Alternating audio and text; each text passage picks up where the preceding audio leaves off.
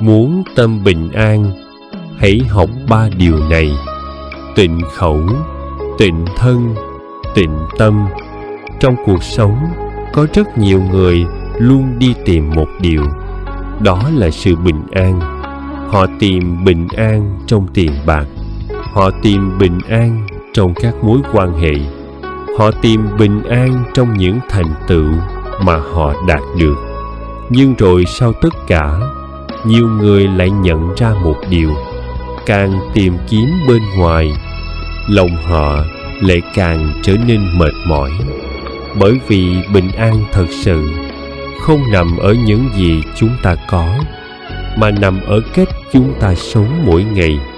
Hơn 2.000 năm trước, Đức Phật đã từng chỉ ra một con đường rất giản dị nhưng vô cùng sâu sắc. Ngài không nói đến những điều quá xa vời. Ngài chỉ dạy con người bắt đầu từ chính bản thân mình, từ lời nói, từ hành động và từ chính tâm của mình. Đó chính là 3 điều: tịnh khẩu, tịnh thân và tịnh tâm. 3 điều này nghe qua có vẻ đơn giản, nhưng nếu một người thật sự thực hành được, cuộc đời của họ sẽ dần dần thay đổi theo một cách rất sâu sắc. Tịnh khẩu bắt đầu từ lời nói. Trong 3 điều này, điều dễ nhận ra nhất lại chính là lời nói. Mỗi ngày, con người nói rất nhiều. Nói khi vui, nói khi buồn, nói khi tức giận, và đôi khi nói mà không suy nghĩ. Có những lời nói tưởng chừng rất bình thường, nhưng lại có thể làm người khác tổn thương rất lâu. Một câu nói vô tình có thể khiến một người buồn cả ngày. Một lời nói nặng nề có thể khiến một mối quan hệ rạn nứt. Chính vì vậy mà trong lời dạy của Đức Phật, lời nói luôn được xem là một trong những điều cần được giữ gìn cẩn trọng nhất. Ngài từng nhắc nhở rằng, trước khi nói điều gì, hãy tự hỏi bản thân 3 điều: lời nói này có đúng không? Lời nói này có cần thiết không? Và lời nói này có mang lại điều thiện lành không? Nếu một lời nói không vượt qua được 3 điều đó, thì im lặng đôi khi lại là lựa chọn tốt hơn. Khi lời nói trở thành gốc rễ của khổ đau, rất nhiều phiền não trong cuộc sống thật ra không bắt đầu từ những điều lớn lao, mà bắt đầu từ lời nói. Một câu nói trong lúc nóng giận, một lời nói thiếu suy nghĩ, một câu chuyện kể sai sự thật.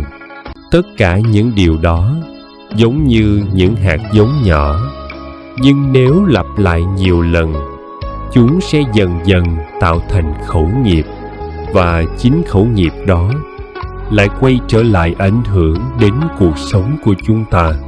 Có những người thường xuyên nói lời tiêu cực. Họ phàn nàn về cuộc sống, họ chỉ trích người khác, họ dễ dàng buông ra những lời làm tổn thương. Dần dần họ sẽ nhận ra rằng các mối quan hệ của họ trở nên căng thẳng hơn, cuộc sống của họ trở nên nặng nề hơn. Không phải vì cuộc đời quá khó khăn, mà vì lời nói của họ đã tạo ra quá nhiều năng lượng tiêu cực. Người biết giữ lời nói thường sống rất nhẹ nhàng. Ngược lại, có những người không nói quá nhiều. Họ không thích bàn tán về người khác. Họ không dễ dàng buông ra những lời làm tổn thương. Họ nói ít, nhưng mỗi lời nói đều nhẹ nhàng và có ý nghĩa. Ở gần những người như vậy, chúng ta thường cảm thấy rất dễ chịu, không có áp lực, không có thị phi, chỉ có sự bình yên. Đó chính là kết quả của tịnh khẩu. Không phải là không nói, mà là biết nói điều cần nói và biết dừng lại đúng lúc. Một sự im lặng rất có giá trị. Có những lúc trong cuộc sống, im lặng không phải là yếu đuối, mà là trí tuệ. Khi bị hiểu lầm, không phải lúc nào cũng cần giải thích. Khi bị chỉ trích, không phải lúc nào cũng cần phản ứng. Khi người khác nói những điều không hay, không phải lúc nào cũng cần đáp trả. Có những sự im lặng giúp chúng ta tránh được rất nhiều phiền não không cần thiết, và cũng có những sự ai am lặng giúp tâm của chúng ta trở nên bình an hơn. Đó cũng chính là điều mà Đức Phật muốn nhắn nhủ. Muốn cuộc sống nhẹ nhàng hơn, hãy bắt đầu từ việc giữ gìn lời nói của mình. Một câu hỏi để tự nhìn lại. Nếu một ngày bạn dành chút thời gian để quan sát chính mình, bạn có thể tự hỏi, trong một ngày, mình đã nói bao nhiêu lời thực sự cần thiết, bao nhiêu lời nói mang lại niềm vui cho người khác, và bao nhiêu lời nói chỉ vô tình tạo thêm phiền não. Khi bắt đầu nhìn lại như vậy, con người sẽ dần dần thay đổi. Không phải thay đổi người khác, mà là thay đổi chính mình. Tịnh thân. Mỗi hành động đều để lại dấu vết trong cuộc đời. Nếu như lời nói là thứ dễ nhận ra, thì hành động lại là thứ âm thầm hơn. Nhưng cũng chính vì âm thầm, nên rất nhiều người không nhận ra rằng mỗi hành động mình làm đều đang âm thầm tạo nên cuộc đời của chính mình. Theo lời dạy của Đức Phật, không có điều gì trong cuộc sống là ngẫu nhiên. Không phải tự nhiên mà một người gặp may mắn, cũng không phải tự nhiên mà một người liên tục gặp khó khăn. Tất cả đều có nguyên nhân, và nguyên nhân đó được tạo ra từ chính hành động của họ trong quá khứ và hiện tại. Tịnh thân không phải là điều gì quá xa vời. Nhiều người khi nghe đến tu tập thường nghĩ đến những điều rất lớn lao, nhưng thật ra tịnh thân không phải là điều gì xa vời. Nó bắt đầu từ những việc rất nhỏ trong cuộc sống hàng ngày, là cách bạn đối xử với người khác, là cách bạn phản ứng khi gặp chuyện không như ý, là cách bạn hành động khi không có ai nhìn thấy. Có những hành động tưởng chừng rất nhỏ, nhưng lại nói lên rất rõ con người thật của bạn. Những hành động nhỏ tạo nên nghiệp lớn. Có một sự thật mà rất ít người để ý, đó là con người không thay đổi cuộc đời bằng những việc lớn, mà bằng những hành động nhỏ lặp đi lặp lại mỗi ngày. Một lần nói dối có thể không thấy hậu quả ngay, nhưng nếu nói dối nhiều lần, niềm tin sẽ dần dần biến mất. Một lần ích kỷ có thể không ai để ý, nhưng nếu sống ích kỷ lâu ngày, các mối quan hệ sẽ dần rời xa. Một lần làm điều sai có thể không sao, nhưng nếu lặp lại nhiều lần, nó sẽ trở thành thói quen, rồi trở thành tính cách. Và khi đã trở thành tính cách, nó sẽ quyết định cả cuộc đời của một con người. Nhân quả không đến ngay, nhưng không bao giờ sai. Rất nhiều người từng tự hỏi, tại sao mình sống không làm hại ai, mà cuộc đời vẫn gặp nhiều khó khăn? Hoặc tại sao có người làm điều không tốt mà vẫn sống rất thoải mái? Câu trả lời nằm ở một điều rất sâu sắc mà Đức Phật đã dạy. Nhân quả không phải lúc nào cũng đến ngay lập tức. Có những hạt giống hôm nay gieo, phải rất lâu sau mới nảy mầm. Có những việc hôm nay làm, phải một thời gian sau mới thấy kết quả. Nhưng dù sớm hay muộn, nhân quả chưa bao giờ sai lệch. Tịnh thân là biết dừng lại đúng lúc. Có những lúc trong cuộc sống, con người biết điều gì là đúng, nhưng vẫn làm điều sai. Không phải vì không hiểu, mà vì không thắng được chính mình, không thắng được cơn nóng giận, không thắng được lòng tham, không thắng được sự ích kỷ trong lòng. Và chính những lúc như vậy là lúc một hành động nhỏ có thể tạo ra hậu quả rất lớn. Tịnh thân không phải là trở thành một người hoàn hảo, mà là biết dừng lại trước khi làm điều khiến mình phải hối hận. Chỉ cần dừng lại một chút, rất nhiều sai lầm đã không xảy ra. Có những điều khi mất rồi mới nhận ra. Có những người chỉ đến khi mất đi một mối quan hệ mới nhận ra mình đã cư xử sai, làm tổn thương một người mới nhận ra lời nói và hành động của mình quá nặng nề, đánh mất một cơ hội mới hiểu rằng mình đã không đủ trân trọng. Nhưng lúc đó mọi thứ đã không còn như trước nữa. Chính vì vậy, điều mà Đức Phật muốn nhắc nhở không phải là trách móc, mà là giúp con người tỉnh thức sớm hơn, để khi hành động chúng ta biết suy nghĩ, để khi lựa chọn chúng ta biết nhìn xa hơn, sống chậm lại để hành động đúng hơn. Cuộc sống ngày nay quá vội vàng, con người dễ phản ứng nhanh nhưng lại ít khi suy nghĩ sâu. Chỉ cần một lời nói khó nghe có thể lập tức phản ứng lại. Chỉ cần một chuyện không vừa ý có thể hành động theo cảm xúc. Nhưng chính những phản ứng vội vàng đó lại là nguyên nhân của rất nhiều sai lầm. Nếu một người biết sống chậm lại một chút, trước khi nói, dừng lại, trước khi làm, suy nghĩ, trước khi phản ứng, quan sát cảm xúc của mình, thì rất nhiều đau khổ đã không xảy ra. Một đời người thật ra rất đơn giản. Cuối cùng, khi nhìn lại, cuộc đời của một con người không được quyết định bởi họ có bao nhiêu tiền, không phải bởi họ thành công đến đâu, mà được quyết định bởi họ đã sống như thế nào, họ đã đối xử với người khác ra sao, họ đã làm những điều gì khi có cơ hội lựa chọn, và họ đã để lại điều gì trong lòng người khác. Tịnh thân chính là cách để một người sống một cuộc đời không phải hối hận. Tịnh tâm, gốc rễ của mọi khổ đau, và cũng là con đường của bình an. Nếu như lời nói có thể làm tổn thương người khác, hành động có thể tạo nên kết quả trong cuộc đời, thì tâm mới chính là nơi bắt đầu của tất cả. Theo lời dạy của Đức Phật, mọi lời nói và hành động của con người đều xuất phát từ tâm. Tâm thế nào, cuộc đời sẽ dần dần trở thành như vậy.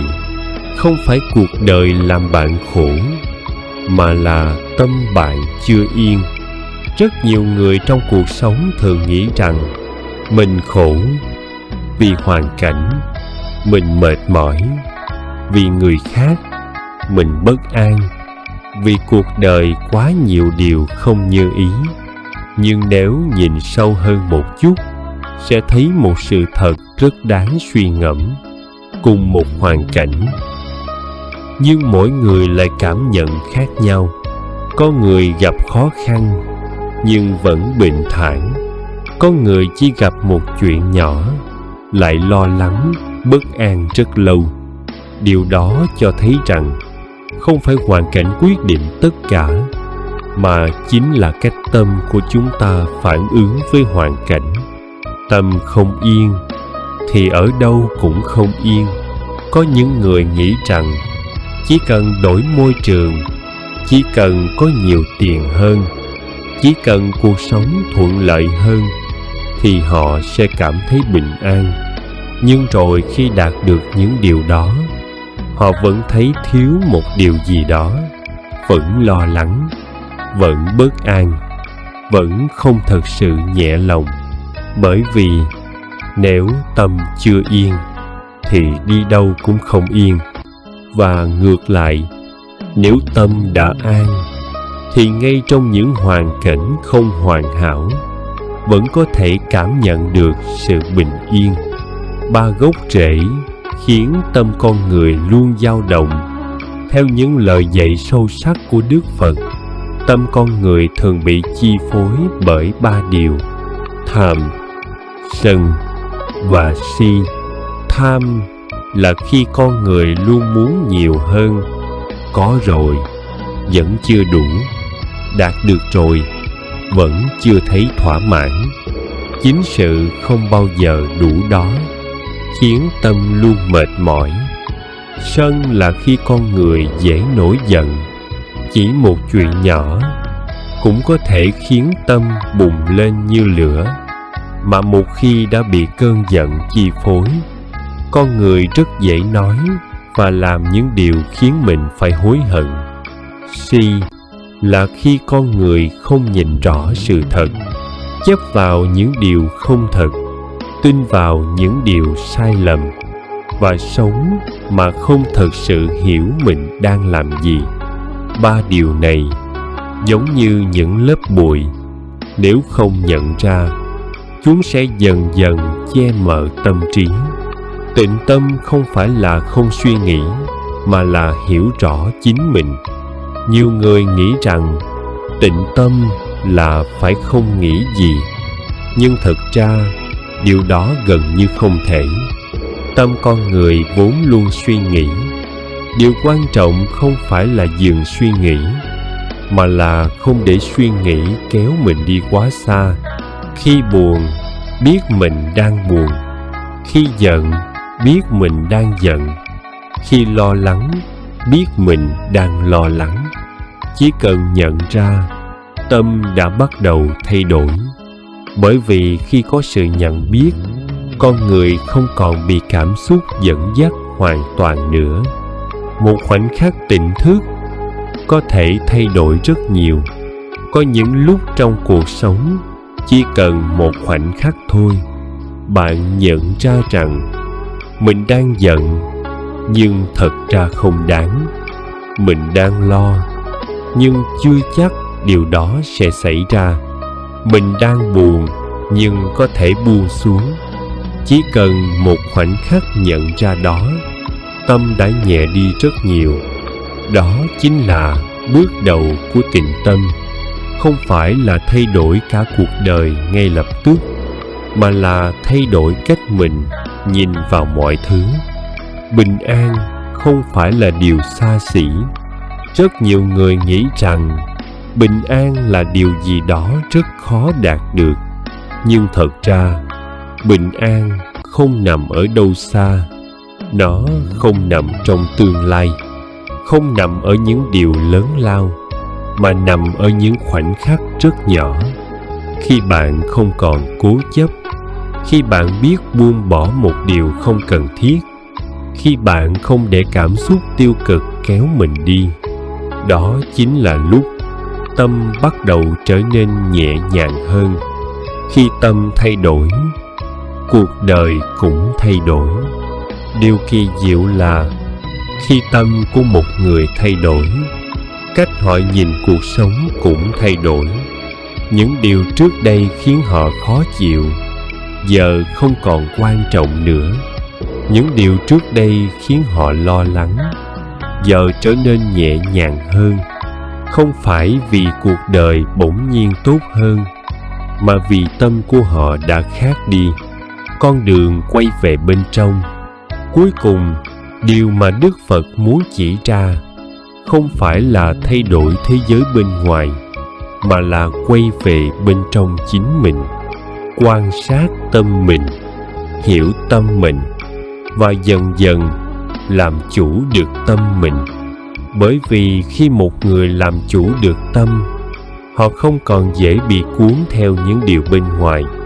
Họ không còn sống chỉ để phản ứng, mà bắt đầu sống với sự tỉnh thức và bình an thật sự.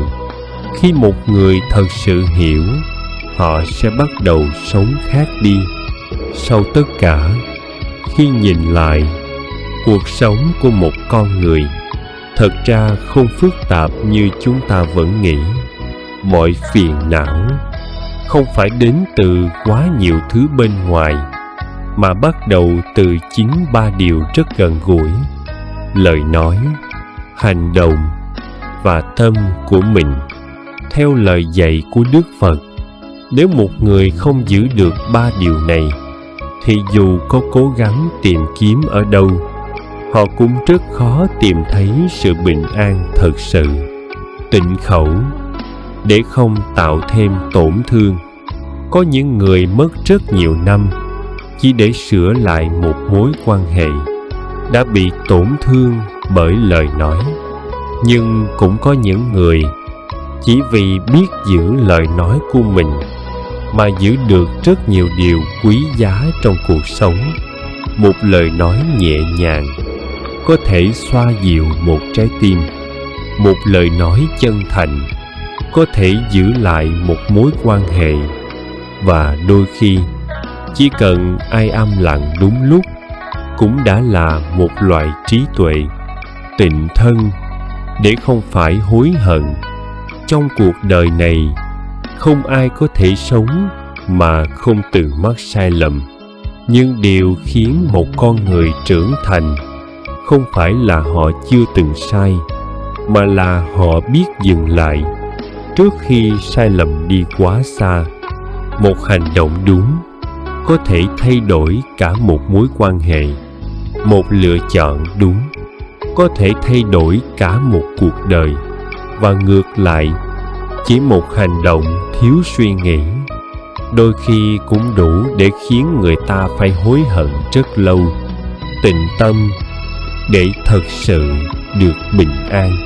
Cuối cùng, dù lời nói có tốt đến đâu, hành động có đúng đến đâu, nếu tâm vẫn đầy lo lắng, sân giận và chấp niệm, thì con người vẫn chưa thật sự an.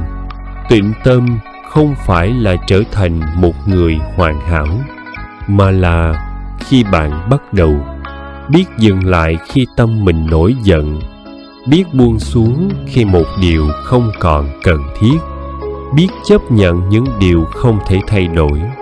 Chỉ cần như vậy thôi, tâm đã bắt đầu nhẹ đi rất nhiều. Một điều rất đơn giản, nhưng không phải ai cũng làm được. Rất nhiều người nghe những điều này đều cảm thấy rất đúng, nhưng rồi sau đó cuộc sống vẫn tiếp diễn như cũ, vẫn nói những lời không cần thiết, vẫn hành động theo cảm xúc, vẫn để tâm mình bị cuốn theo đủ thứ phiền não. Bởi vì hiểu là một chuyện, còn sống được như vậy lại là một chuyện khác.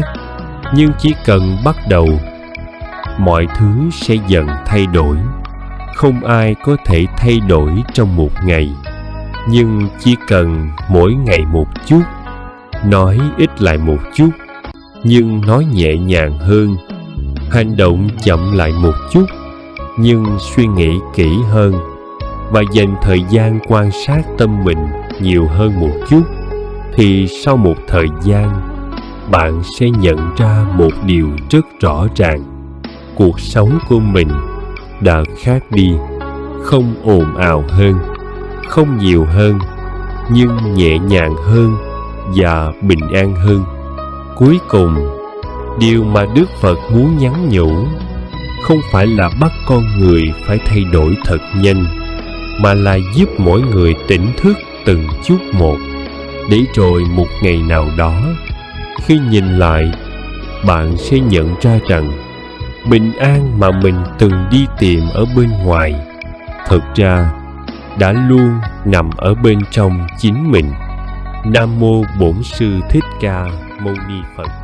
Lời cảm ơn chân thành từ tâm an Phật ngôn.